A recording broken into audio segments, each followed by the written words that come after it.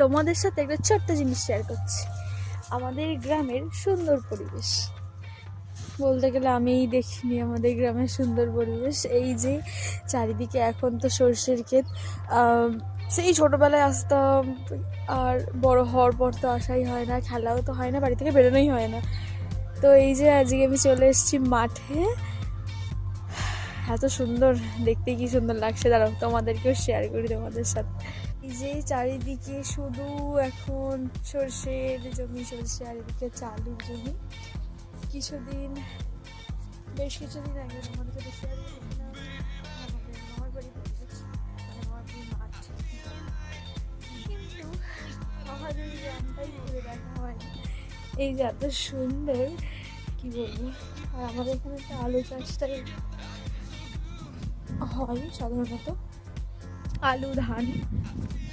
এই যে সর্ষে চাষ করেছে আমার বাবাও, সর্ষে চাষ করেছে।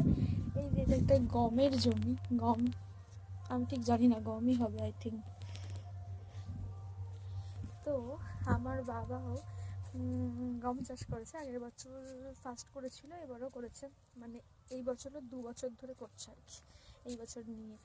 এই যে আমার জেঠুদের জমি চলে এসছে, মানে জেঠুদের জমিটাই শুধুমাত্র শাক চাষ করেছে। আমার বাবা ওইসব সবজি টবজি এসব চাষ করতে পারে না, জেঠুই চাষ করে টমেটো, নানা বিভিন্ন রকম সবজি।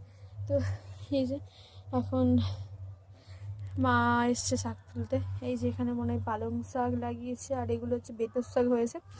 বেতর শাক খেতে তো বেশ খুবই ভালো লাগে। আর এই যে ফাঁকে ফাঁকে বসিয়েছে হচ্ছে কি এটা, ছোট ছোট এইগুলো হচ্ছে যে পেঁপে চারা, পেঁপে, এইগুলো নার্সারি থেকে এনেছে দাদা, এক গাদা পেঁপে চারা এনেছে। এই যে ফাঁকে ফাঁকে বসিয়েছে। এই পেঁপে গাছগুলো হাইট বেশি হবে না, তো অল্পতেই আর কি ফলন শুরু হয়ে যাবে, অল্প হাইটই, তো এই বলেই এনেছে। আর এই দিকে লাগিয়েছে টমেটো, আর ওই দিকে লাগিয়েছি কপি, ব্রোকলি, ফুলকপি, বাঁধাকপি, আরও এক ধরনের কপি হয় না যেগুলো স্যালাডে খায়, যে পাতাগুলো, ওই কপিগুলোও চাষ করেছে। আর ওখানে লাল শাক চাষ করেছে, লাল শাক চাষ করেছে। আর ওইদিকে মটরশুঁটি চাষ করেছে। আর কি চাষ করেছে জানি না। আর ওই দিকটাই কি চাষ করেছে আমি ঠিক জানি না। এই যে মা এখানে তুলছে, এখানেও 2 রকম শাক আছে মনে হয়, এটা তো পালং শাক আর বেতর শাক আছে এখানে হয়েছে। ওই দিকটায় কী শাক হয়েছে মাকে গিয়ে জিজ্ঞেস করি।